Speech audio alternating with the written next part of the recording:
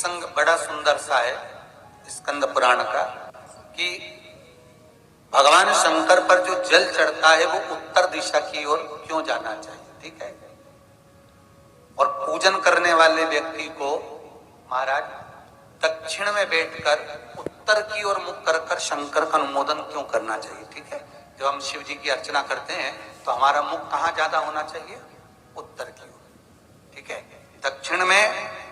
दक्षिण की ओर से हम बैठे जहां भगवान का जल जा रहा है महाराज उस ओर देखते हुए, अर्थात उत्तर की ओर हमारा मुख होकर हम भगवान के शंकर की आराधना करें। जैसे पूर्व अभिमुख होकर शिव की जो आराधना करी जाती है वो एक श्रेष्ठता का फल देते, फल देगी, मना नहीं है। पश्चिम की ओर मुख कर कर जो शंकर की आराधना करी जाती है उसका फल मिलेगा, मना नहीं है।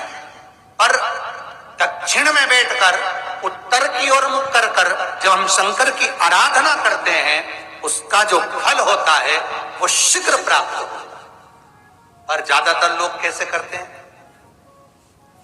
आप लोगों ने भी तो करा होगा, बोलो जरा जम के, कहां बैठते हो महाराज जी, उत्तर की ओर तो जलाधारी का मुख है, ऐसे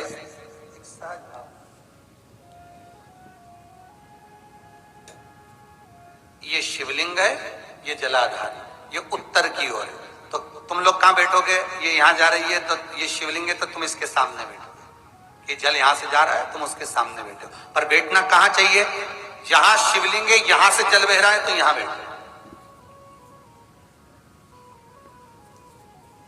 फिर बाद में लोग कहते हैं महाराज जी हम तो शंकर जी की खूब पूजन करते हैं, हम तो खूब अनुष्ठान करा और फल कम क्यों मिला। उसका कारण है पूर्वाभिमुख होकर करोगे मिलेगा पर थोड़ा समय लगेगा, पश्चिम अभिमुख होकर करोगे मिलेगा, थोड़ा समय लगेगा।